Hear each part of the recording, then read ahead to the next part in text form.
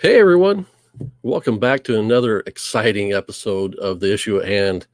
This is the show where we invite a guest on from either someone we found on YouTube or maybe it's a friend of the show that we aren't familiar with. We bring them in, talk to them about their life and their comic book, their one favorite comic book. Maybe not their favorite, maybe they can't pick one, but we try and get them to narrow it down to kind of the top of the crop for them. Tonight we've got a great guest on. He's a YouTuber that's done plenty of content, and we want to make sure that he's getting kind of the recognition he needs. He's doing a great job, and we'll introduce him shortly. First, let's get our regular panel of hosts on screen here. So we'll bring in Ben. Ben is our kind of resident expert when it comes to the writing side of comic books. He's written some comics himself. He's a lifelong collector and reader. How you doing tonight, Ben? Pretty good. Good. Captain Comics, good to see you. Thanks for stopping in, buddy. Next, we're bringing in Coach Vic, Seven, and the fantastic Mr. Cheese. These are the rookies of the panel. Coach Vic is starting to build his own comic book collection, and fantastic Mr. Cheese has started to dive into reading digital books so that he doesn't have to store it in a closet or hide it from his wife or anything like that. Yeah. How you doing tonight, guys? We're doing good. We're social distancing properly. Well, maybe not. You aren't. No.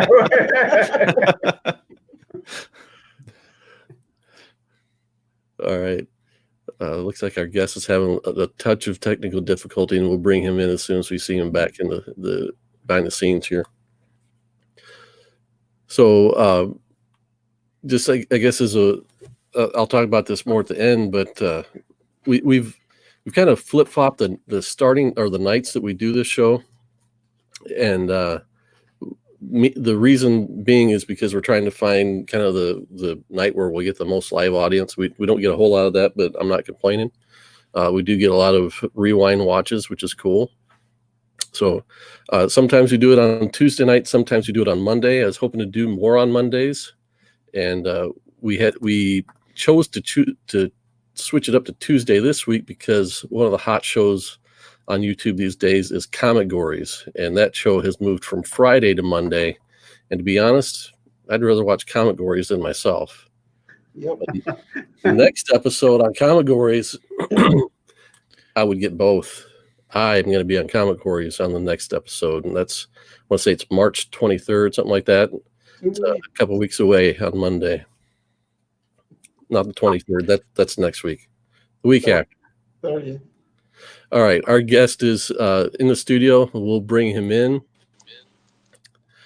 This is JerkComic. And you also go by Uncle Jerk on IG, is that correct? Hello? Yeah. Okay. All right, it looks like you're frozen on screen.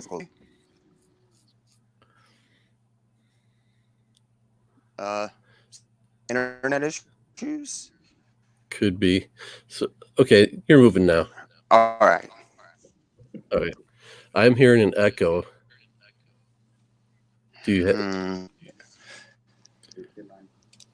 No, it's not. And you have a tab for it. Yes. All right. Yeah, I'm still hearing it. Okay. Is that any better? Let's see. Yeah. Yep. That fixed it.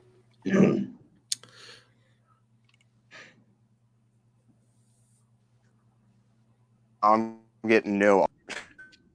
You can't hear me? You can't hear me at all? You're free. Okay. So let's have you back out of StreamYard and come back in. Let's see if that helps to fix. So you'll leave the studio and then come back in.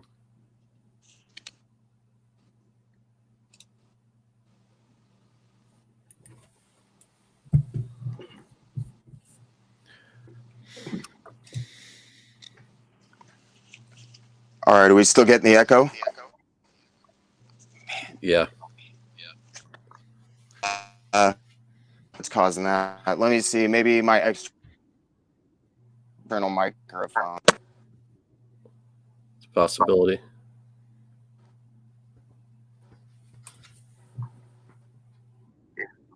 Can we Yeah.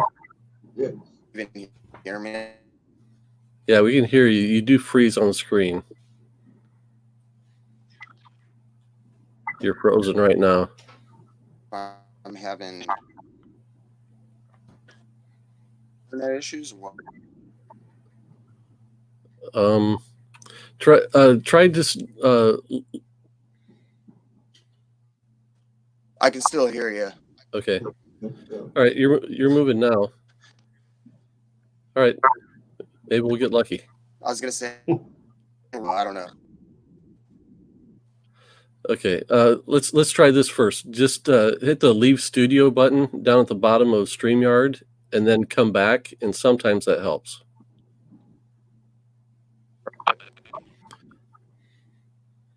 He gone. Okay, really? I thought I was doing Jeff, Run Duck Dynasty, people's last names. Oh, I don't remember them. Because Jeff always said he gone. Did he? No.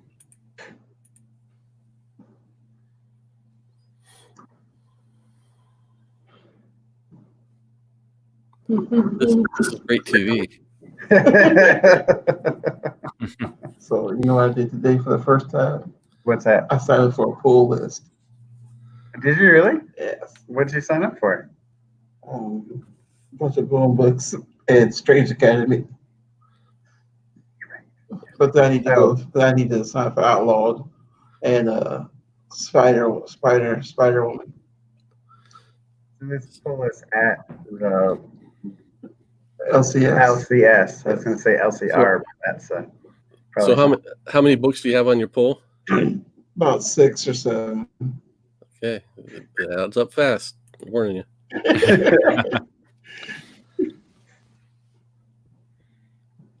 All right, let's see if this works better.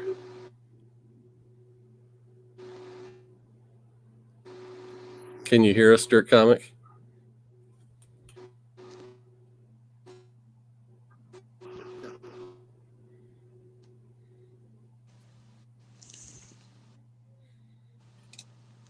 Can you hear us? Yeah, I can hear you now. Okay. All right. We still have a little bit of an echo, but I don't think it's terribly distracting. We'll just move ahead.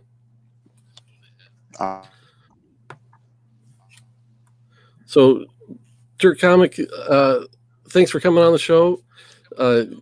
I want to really shout you out because you're one of the content creators I see out there that, in my opinion, doesn't have nearly as many subs as you should for the content you're putting out. You're putting out some amazing knowledge drops. Can you tell us a little bit about maybe how you got started? What spurred you to start doing your channel?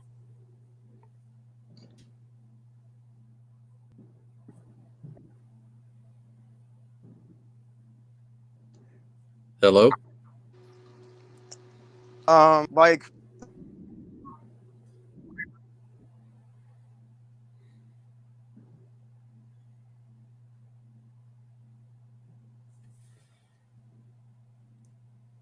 Are you still with us, JerkComic?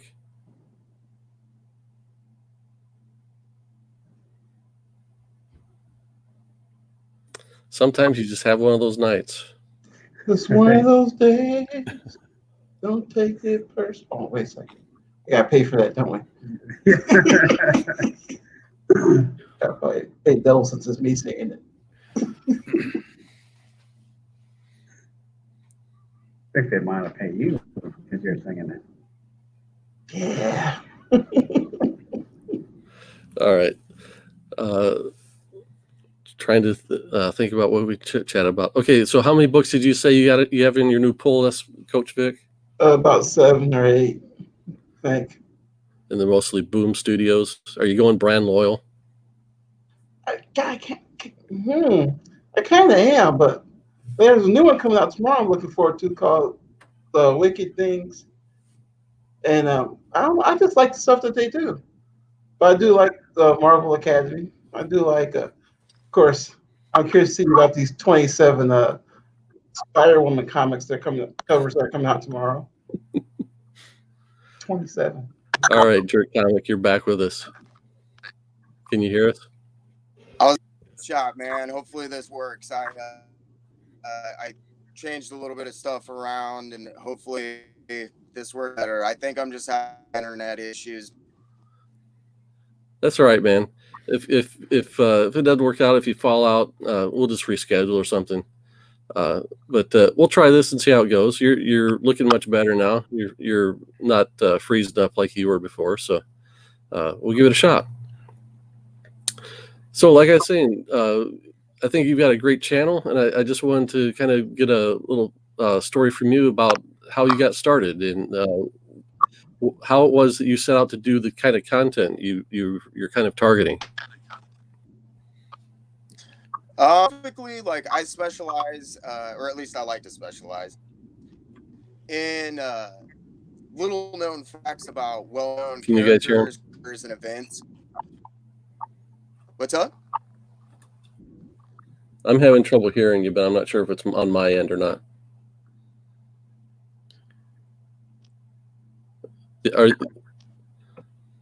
Ben, say something. Let me hear it. Yeah, I could hear him when he was talking. All right, you guys will probably be able to hear me, There we go. That's much better. but that means I'm gonna have to restart this stupid thing, and hopefully it works. Because I think what was going on was there was like 2 chats, but I can't hear on this thing, which I'm recording on my piece of crap phone, and I'm using an external mic, and it's an iPhone, so of course I can't have headphones and my mic, and for whatever reason it's not outputting audio. Huh. I say, if you can hear us, we can hear and see you pretty well right now. I can. Pete, say something again. Something again. Come on, Pete. Serves it up to you. Technology no likes me. My speakers they're kind of faulty too, so I'm half worried it's on my end too. So No, man. It's this whole setup. It's complete.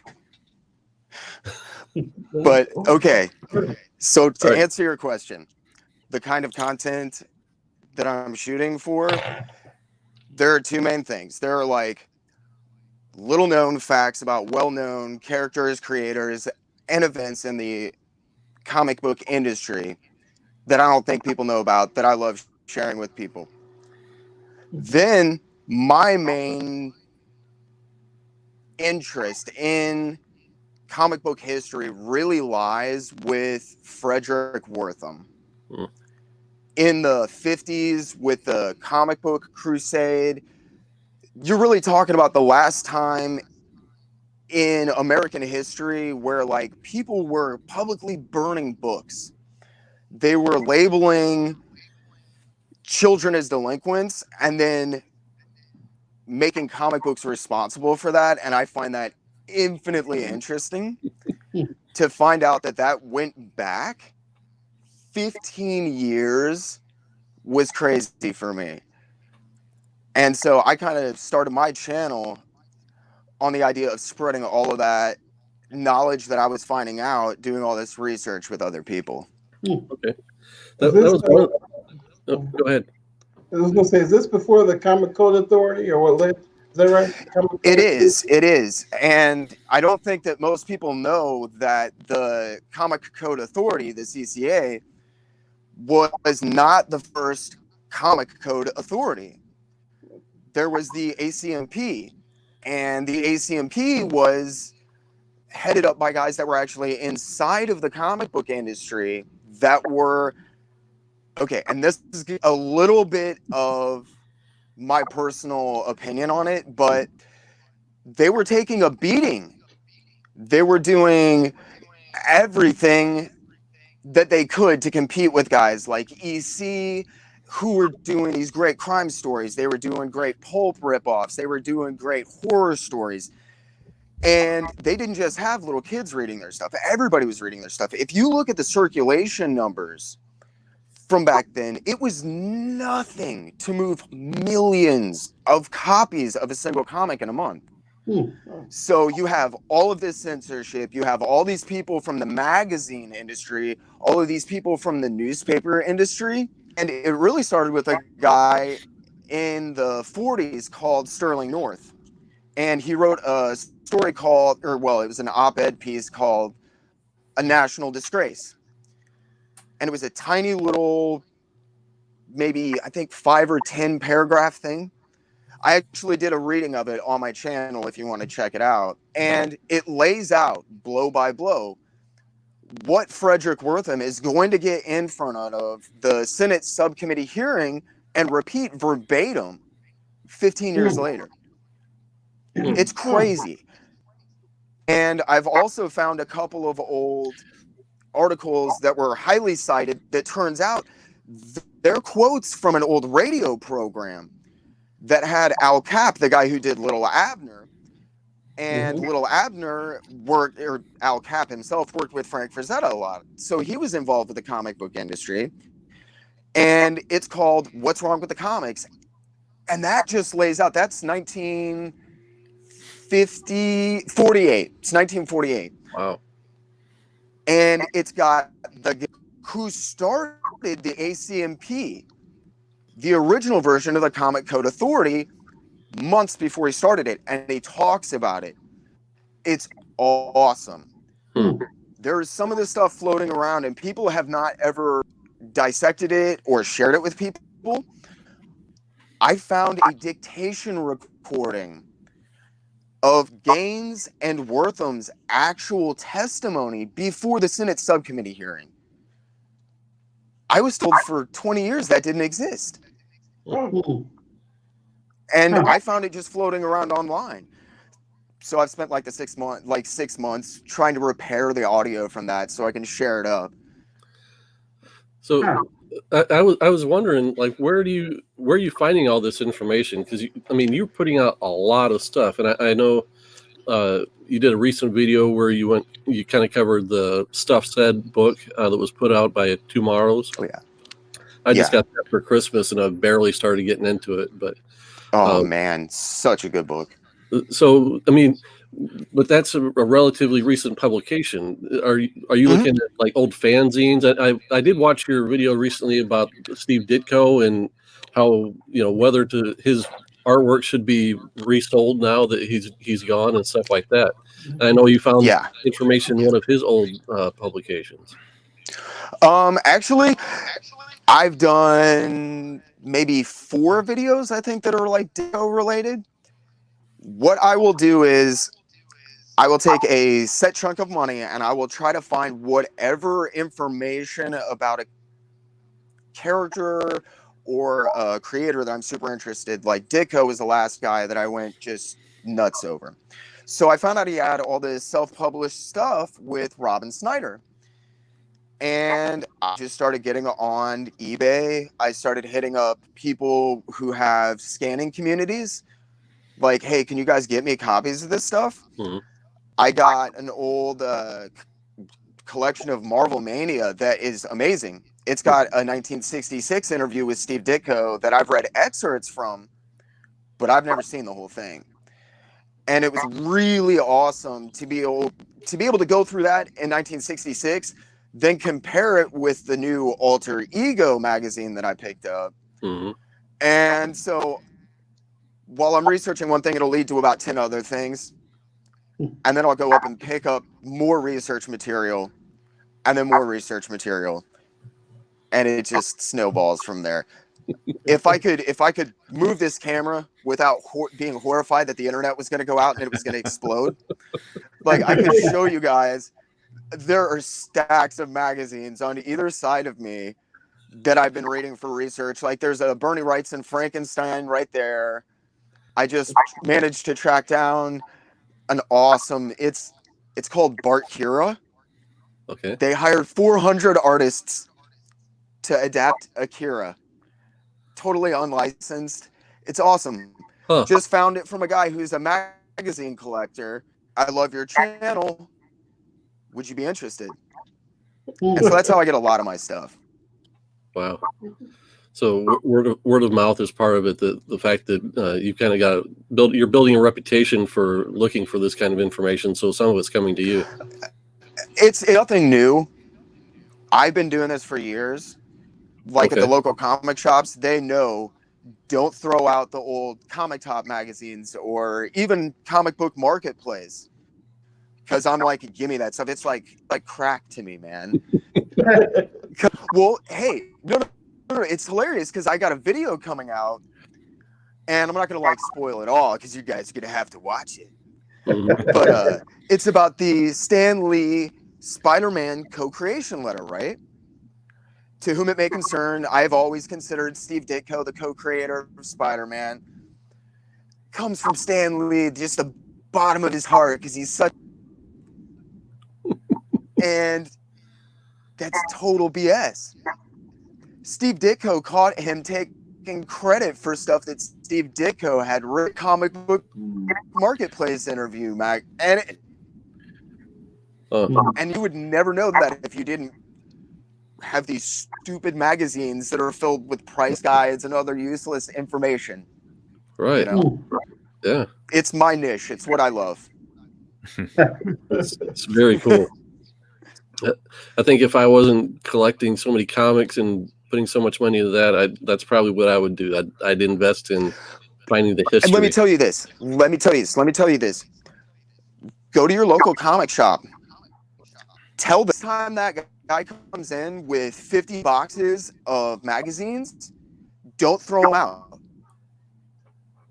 Okay. Our place doesn't throw anything out.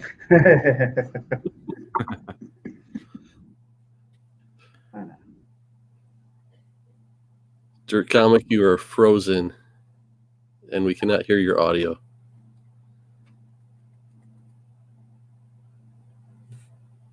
But hey, we'll take a minute to say, hey, Carolina Chris, thanks for stopping in. We're trying to work through some technical difficulties with our guest, JerkComic. He's a wealth of knowledge about the history of comic books, kind of the seedy underbelly, if you will, of comic book publishing and creation. So, yeah, we had trouble earlier, but we were going well for a while there, and he's frozen. But while we're waiting for him to come back, we're gonna have a show this coming Saturday. We'll have the comic book Clobberin' Time show with me and my pal Al Shell will be coming in, and Coach Vic will be here as usual, holding on the producer's role. And I've got a nice key to show off, and we're going to be covering our favorite Batman artists. We'll be counting down the top 10 of who we think are the best artists to have ever taken the challenge of drawing the Batman. So, as we're waiting for our guests to come back, Ben, this book that we're covering tonight is the Maxx from Image, and it's one of the earlier Image titles. What do you remember about kind of where Maxx fell into the publishing timeline for Image? Well, Image has always been one that I didn't really read a lot of, but I do remember this one, and for some reason I've read this one. I think I had the collected edition, but I do have that I bought off the shelf, brand new, first printing shelf. I mean, off the shelf. They had it bagged like this, the superhero collector kit, and it came with Elvis trading cards. Oh yeah, when you say off the shelf, you just found this recently. Yeah. I walked into a Dollar General, went into their book section, and there's the Maxx, there was Pitt. So I actually was able to read this from this because I don't know where my collected edition is, but I do remember the main thing I remember of the Maxx was it being on MTV with the cartoon. Yeah. And so during the time I read or watched it on MTV, but I read it years later. But I do remember seeing this character. It was intriguing, especially the cover artwork and the the pinup type of things that they were doing. It was, I don't know how big it was compared to Spawn or those other characters, but it was probably the most intriguing to me of all of those because I didn't buy any collected editions of Spawn or anything like that. Right. JerkComic is trying to come back. He looks like he's still frozen on screen though. Well, I could read some Elvis trivia if you'd like. At the June 10th, 1958 recording session in Nashville, Elvis showed up in full uniform. Did you know that? He was greeted by some familiar faces, such as drummer DJ Fontana and all four of the Jordanaires. Also, who can forget the Jordanaires? He was a model soldier. He had to be. He knew what an extraordinary situation he was in. The biggest star in rock and roll, plucked unceremoniously from that world and thrust into the ranks of the ordinary soldiers. How could he not stand out? Nevertheless, he tried to blend in as best he could. One time, after failing qualification on the pistol range, he immediately volunteered for more instructions on his own time to be on par with the other guys.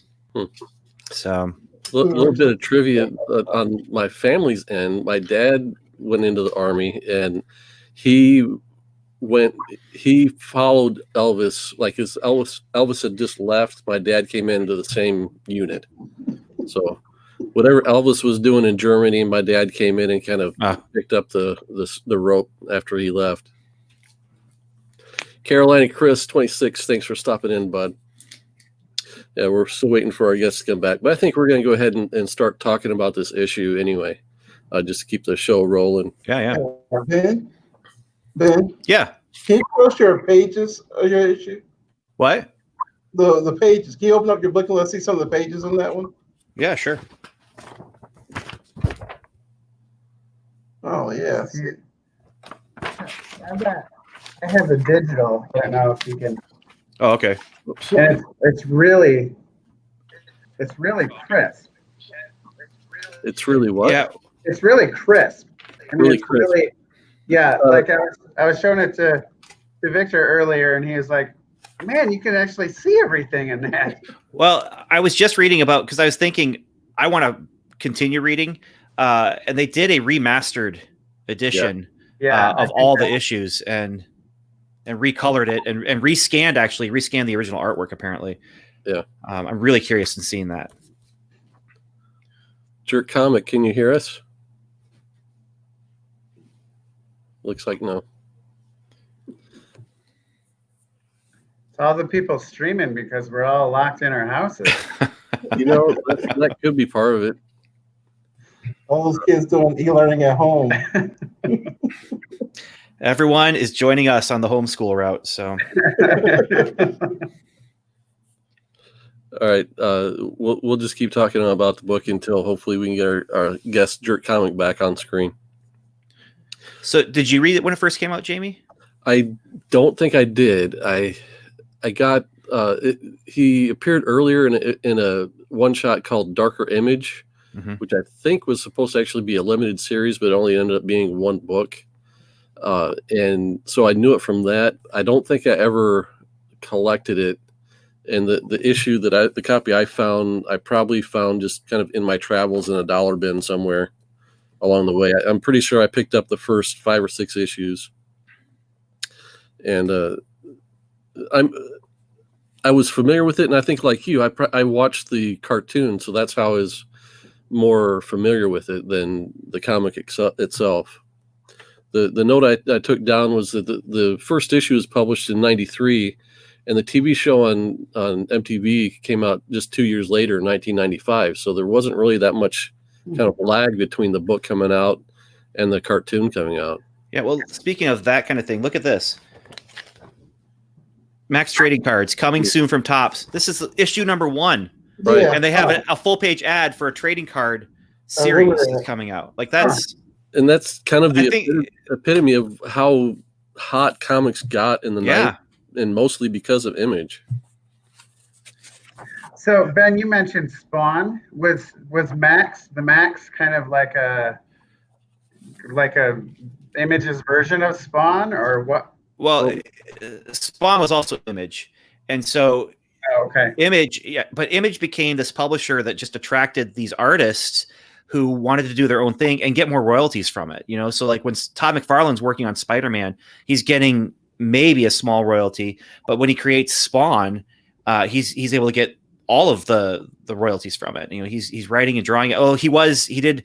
What got me interested in a lot of Image stuff was when they did that series of 4 or 5 issues that they had like really famous writers working on it. So you had you had Neil Gaiman, you had Alan Moore, you had Dave Sim, and I can't remember who else they had doing that. The Neil Gaiman one and the Dave Sim one are the ones that I got. Right. But that got me like, ooh, this is exciting because it's not just the art, but it's the writing too. Because I was not impressed with the writing of Image Comics, especially when they first started, and that just left the taste in my mouth for that publisher for years to come until I did my book with them, and then it was yeah. Then they finally had a quality writer. Then I'm like, hey, yeah, well, I like the writing now at Image. Yeah, hey, this is great. The way I remember, and you know, memories get faulty, but I remember a lot of this stuff fairly clearly because I'm a geek like that. So when Image started, the first book that came out was Youngblood, and then you had Spawn and Savage Dragon, and those 3 from the jump kind of came out. Well, Youngblood wasn't regularly, but Spawn and Savage Dragon came out fairly regularly. A book called Shadowhawk, written by Jim Valentino, came out fairly regularly. Jim Lee and Will Spartatio, they started kind of relatively later, like by a couple months, with Wildcats and Wetworks. But so once the initial Image got launched, what they ran into was that the artists were kind of too full of themselves and couldn't put out work fast enough. So there were a lot of delays and things like that. So they were looking for other books to kind of fill in the gaps. And they brought it. That wasn't until then that they brought in other artists like Sam Keith to do his book. Looks like JerkComic may be back on screen. Jamie, I just want to give us a shot. Young Boy, that was a Liefeld book, right? That was the Liefeld book, yep. And what is Rob Liefeld known for, Coach Vic? But no feet. Can't draw feet, that's right. Can't draw feet. So many Right, people looks like- in comic just can't draw feet. Don't slam on life.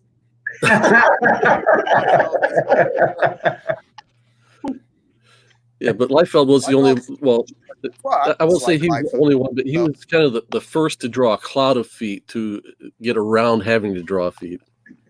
Yeah, he did everything to avoid them. Yep. So, JerkComic, we've kind of started digging into the Maxx a little bit. This is the book we're going to be talking about tonight. And it's kind of the book that JerkComic has brought to the table to discuss as one of his favorites. So can you tell us a little bit about how you came across the Maxx for the first time? What drew you into, or what drew it to you or you to it?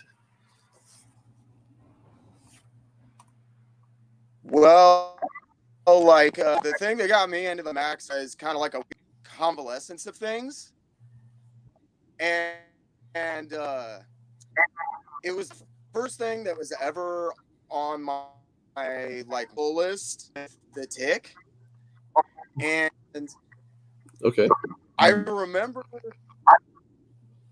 I had seen a copy of Darker Image, and I've been in love with like Sam Keith's stuff since he did Marvel, and he did a issue of Incredible Hulk, and I'm incredibly dyslexic. Anybody who doesn't know what that means, dyslexic and dysgraphic means that your brain cannot process up and left and right properly. 8 years old. I was 8 years old until I learned how to read properly. And the book that was instrumental in doing that was Hulk 368, which was Keith guest issue.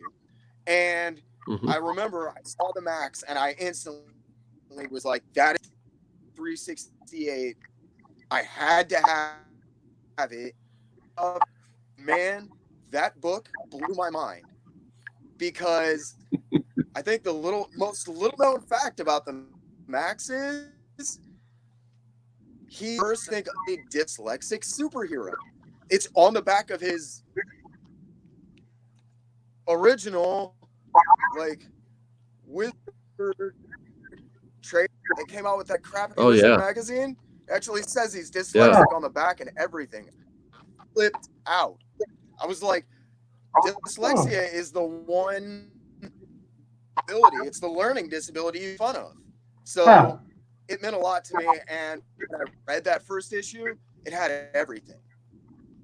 It had Mr. Golan and so far beyond an anti-hero, I didn't quite know. And I had to have more, because it was these characters and stories changed my life. I love it. Plus the cartoon didn't hurt. That was an amazing cartoon.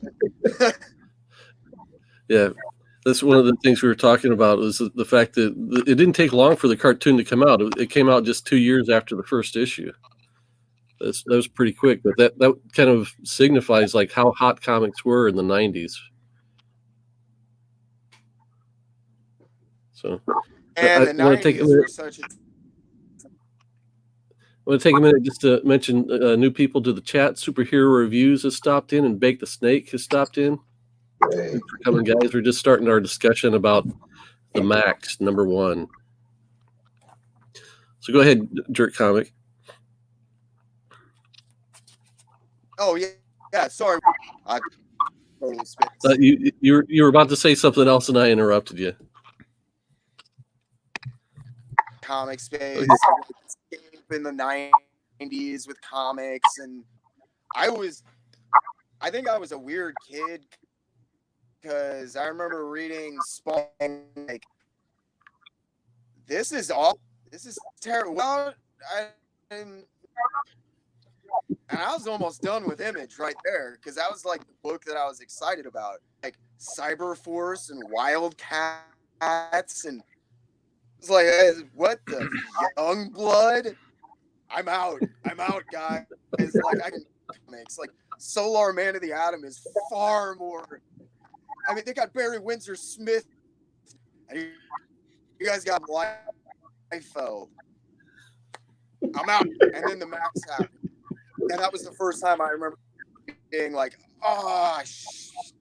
you know what? I think there might be something to this whole Image concept of like comics, and maybe they work and maybe they don't.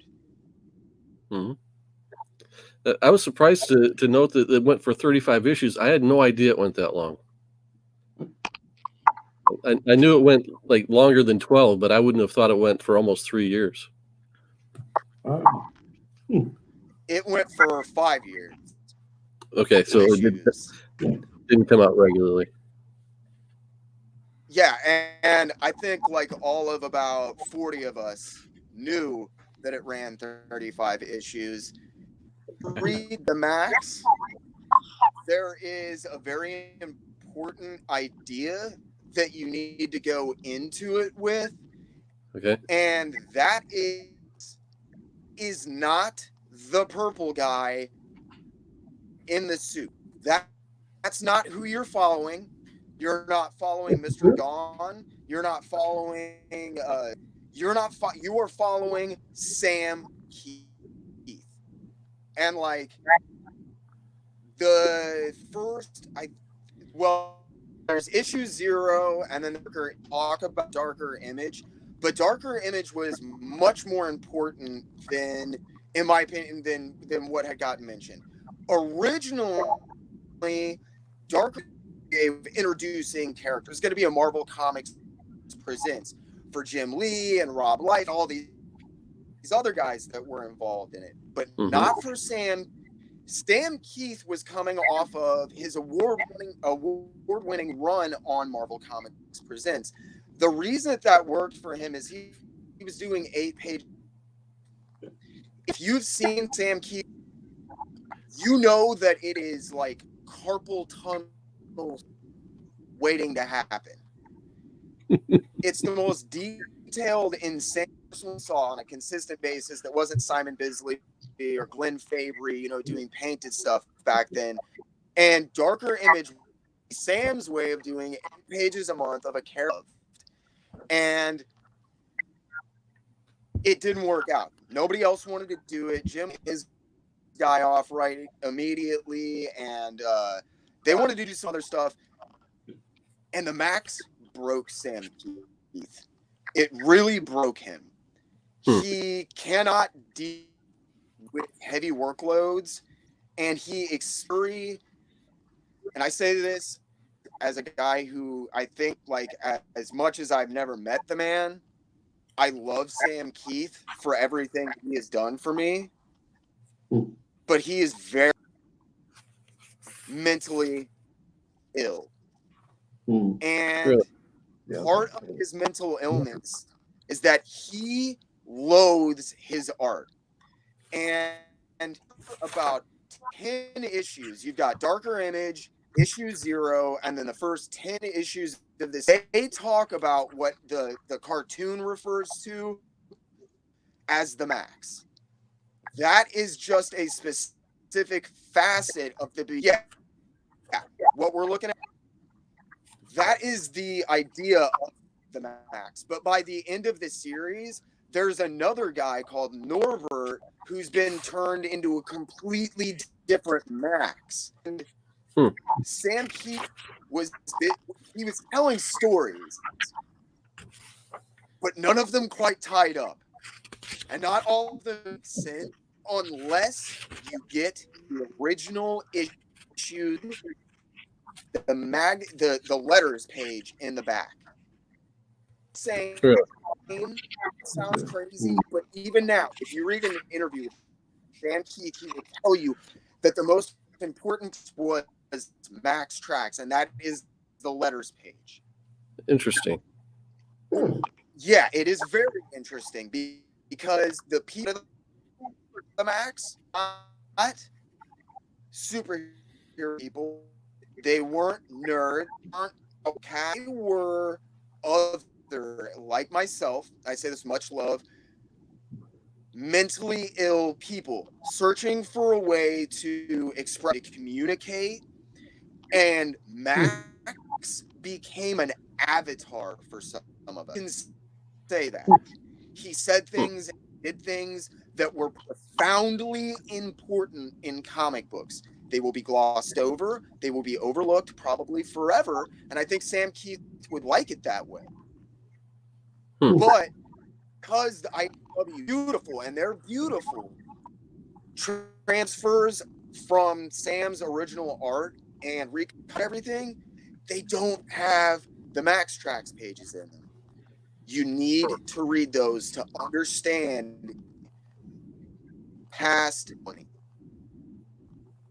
No joking. I'm just letting you know that because there's 3 distinct stories that happen in the Maxx, and then they all tie together in the end, except all. I mean, I don't think, like I said earlier, I don't think I ever read this when it first came out, but I think I watched the cartoon, and I obviously read this issue to get ready for the show, and I didn't have to have all the answers, but I was very intrigued to. I try not to jump ahead when we do these shows, but I'd kind of tie my hands behind my back and not go and read issue 2, 3, and 4. So they're books that I think if I come across now, I'll probably pick up. Dude, definitely. I highly recommend writing it out to the end, and it's going to get weird. You'll hit a point in the series where you're going to be like, okay, well, the guy that we in issue 1, who's the Maxx, is gone, and Mr. Gone is gone, and Julie's gone. So what the hell is happening? By the end of the series, there's an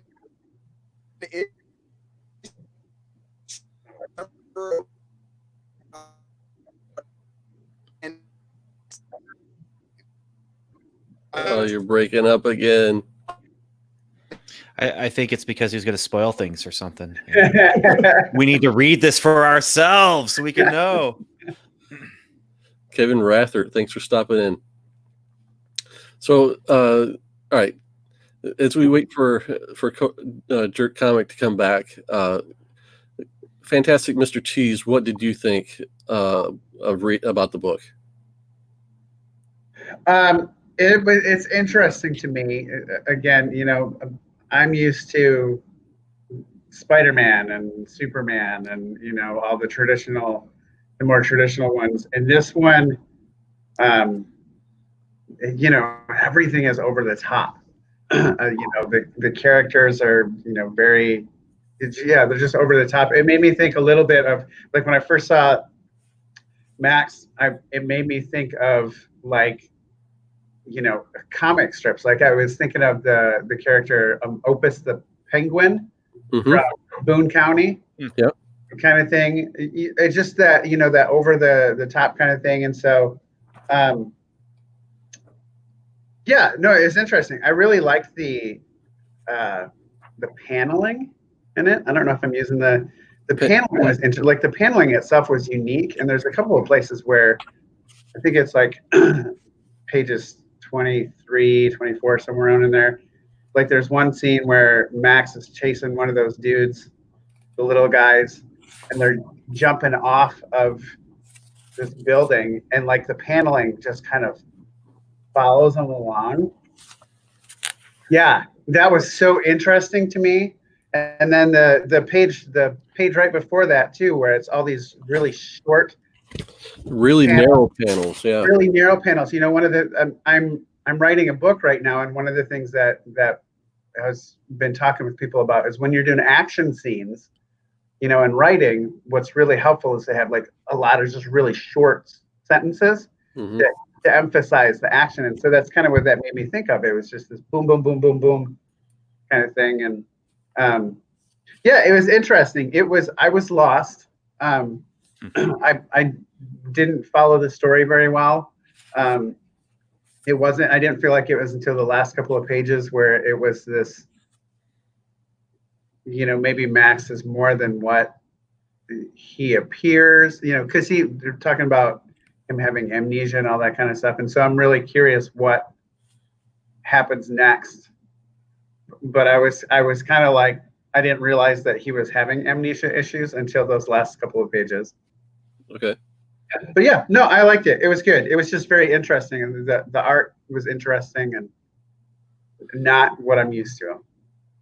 Yeah, it definitely it was definitely inspired, I think, by Todd McFarlane's work as far as having like instead of white borders, it had black borders. Okay. And McFarlane had started doing that on Spider-Man a lot, or on Spider-Man. Spider-Man, the title, and then Spawn even more so.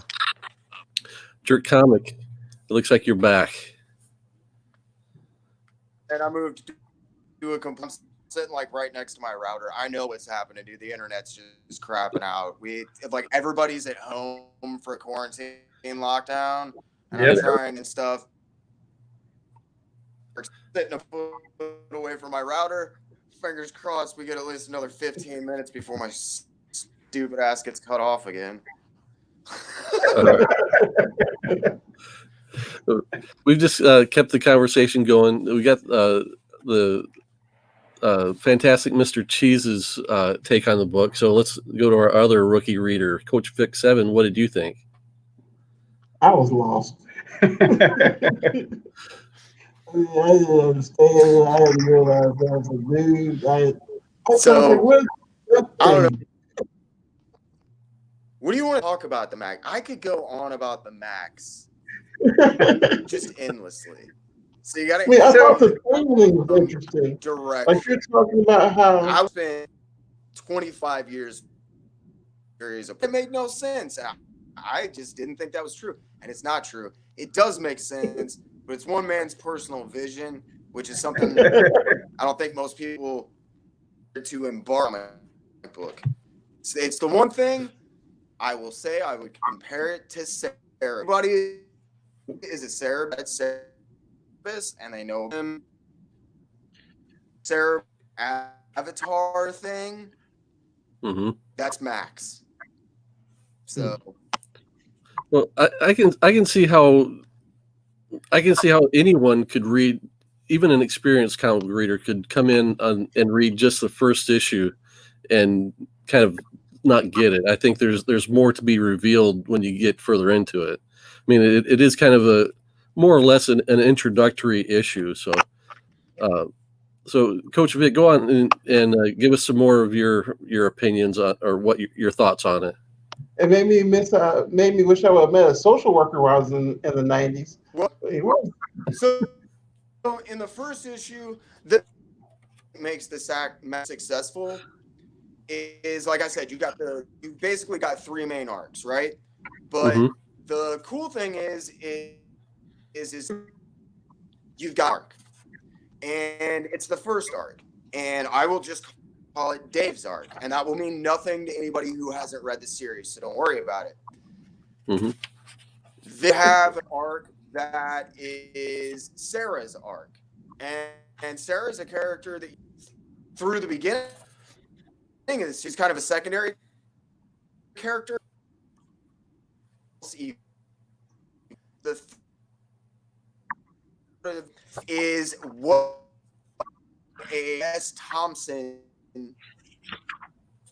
like journey into Sam Keith's psyche. And I don't mean that in a negative way, but you get a lot of kind of what people see as disjointed stories. I think probably the story that stuck with me most, and it's right towards the end, I think it's 31 to 30 issues. And comic books, you have set up where you got this big purple claws, and he's kicking out of this crazy rapist with a cloak and these eyeless homunculi. You know what's going on? And then Maxx is gone and you have a story about a young lesbian for the first time while wearing white shorts. And that's not like a little part of the issue. That's the issue. How that all ties together is an absolute trip. And about this, and it's really sad. It's the reason I brought up Darker Image, and just the month Sam Keith could mentally on. He snapped. He couldn't draw comics. He couldn't draw them. He hired this after Europe and Corman. It broke him. But the craziest thing, and it is the thing that I think will forever draw me back to Maxx, you can see him snap to issue. It's a man dealing with, like, okay, I'm doing a monthly superhero comic. Like, I'm doing a monthly superhero comic. I'm so tired. This isn't a superhero comic anymore. Now I'm doing a comic. I want to write an autobiography. This stuff pops out of Sam Keith's head, and no one knows enough about Sam Keith to put all the pieces together. But there are stories in there that are clearly about Sam Keith. This same moment own mind out in the open. And which is why I brought it up, people call him on it. And they bring up similar situations. And you see a discourse between an artist who is truly being broken by the weight of his own creation and the monster that he's created. You know, he's got this Maxx cartoon going on. And for any of you who's not seen the Maxx cartoon, it is the best comic book adaptation ever made. Always do not care what you say. It's out there. They use CGI, live action. They use actual Sam Keith. This is 1995, okay? And they had to tell us that was simultaneous in the comic and the cartoon, which were happening at the same time. And that's when you can really tell. He just went off the rock. That's when the original, like, 12 ends.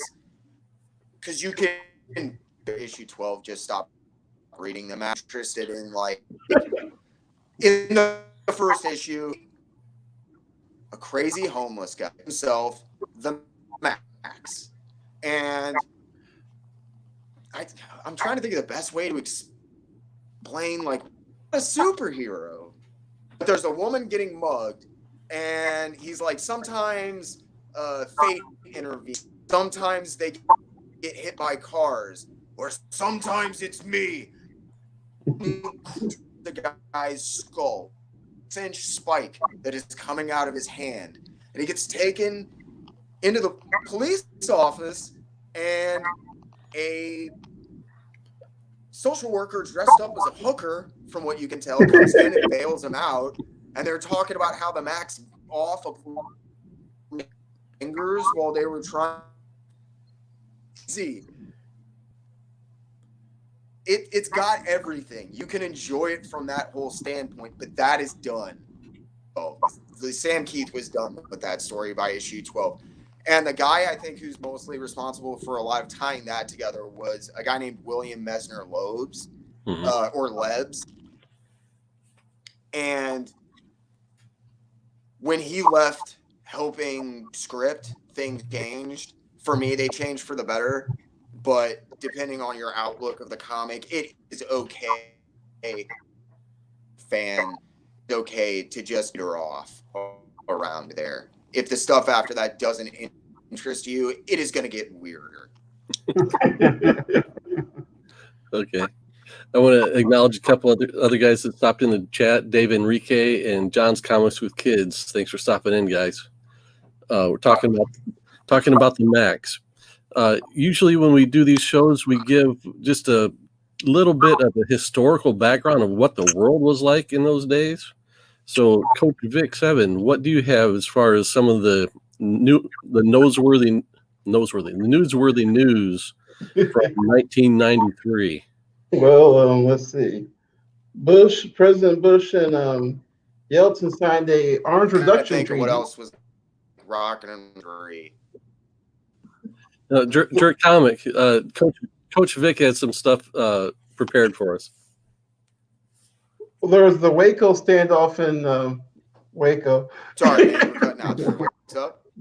With the Grand Davidians. Coach Vic he's got some news stuff that he's going to give to. He's going to read the historical notes from that era. So go ahead, Coach Vic. Bill Clinton became president. We fixed the Hubble telescope. Well, the whole landscape in '93 was just totally torched, man. You had coming out, and Image said a lot of time. I never thought I would live in a time where I would respect Image. I'm going to say that. Okay? In 1993, Image was tossing garbage. Like I said, I don't like Spawn. I still don't like Spawn. And I'm going to say it here in a video, Farland don't deserve no in his name issue when Eric Larson is still busting hump on Savage Dragon. Like, I don't like Savage Dragon, but I thought it was one of the best things that Image put out, and that was sad. I expected big things coming out of these guys. These were guys, you know, helming my favorite projects. He comes out with Spawn, and I still don't know what that series is about. And that's their big seller. You know what I mean? I've already burned on and all. You have this tattered landscape of like there's are blatant offs of other characters. And I don't mean like creatively well written. Let's do homages and have a DC version or a Marvel version. No, this was like Image just doing because they could sell comics. And a lot of this falls on when Image split, like Image parent company by most people, but that's not ever how Image ran. Even at the time, it was competitive. You had Homage Studio, you had Wildstorm. You know, Silvestri ended up leaving the company because Eric Larson kept sniping his best talent, and they were in the same building. Eric Larson would just call, or not Eric Larson, Liefeld. He would call up Silvestri's best guys, and he's like, paying you. Okay, dude, I'll double it. Just come up to stairs. You know, like, it was crazy. Those guys were infighting, and that was supposed to be. I just did on my page. There's it's called Inside Comics Magazine, and there's an amazing interview with Jim Shooter, not Jim Shooter, excuse me, Jim, and Jim Valentino is kind of like the unsung Image guy. You know, he was the older guy who really rolled along. I think he kept most of the stuff kind of held together. Other guy that they talked to is Eric Larson, and to hear these guys talk, it is amazing. And I remember being on this hype train, shared collective universe, but not having to read years of continuity of, like, hey man, if I want to use Savage Dragon, all I have to do is go up and ask, you know, Jim Lee. He's not gonna charge me $1 million to use Wildcats in a Savage Dragon issue. You know, we're buddies. And both of these interviews from this magazine are literally from 6 weeks before Image launched. And Valentino and both say that. And then as soon as things started, McFarlane, that major lawsuit with Neil over the character from Angela and Cagliostro from these guys were out creative rights, we're artists stuff, and for our books, you write. Oh, except for I really like that idea, and Medieval Spawn. That was the other one. No, I like those characters, so I'm gonna give them other names. And you, Neil Gaiman, what? Like, that's the landscape the Image is sitting on. And Image was decimating Marvel and DC comics at the time, decimating them. And I don't mean in the point of sales. I mean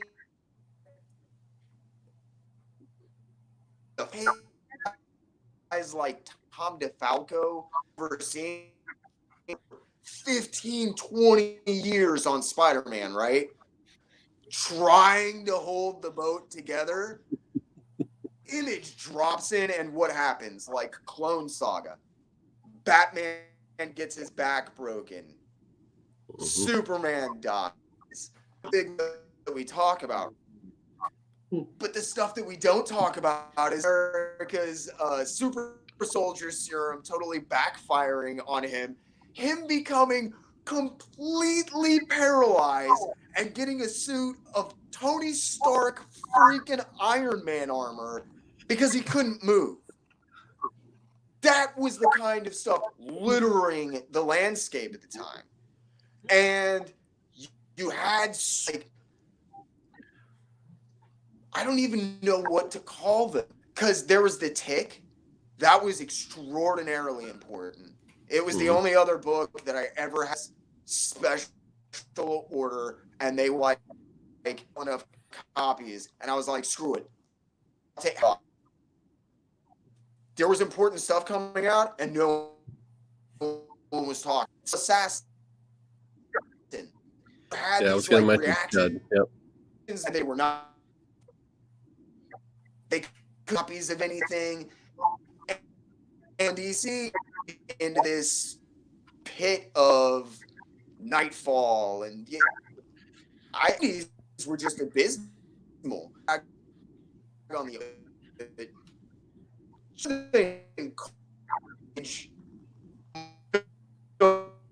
what's between and it didn't make you want to go to a book? Yeah, that's that. Yeah, you're right. Other than Carnage, I can't think of of one significant thing in Spider-Man. But I'm not a big Spider-Man guy. But well, we've been going for almost an hour, so we're gonna go ahead and start getting things wrapped up here. We want to say thanks to JerkComic for coming on. Please go to his channel. I've got his link, should be in the description below, and if it's not, definitely go check him out. If you like some of the stuff, the way he's gotten into the Tick and some of the background stuff on Image in this, you're just going to find tons more of that kind of knowledge on his channel. So please go check him out.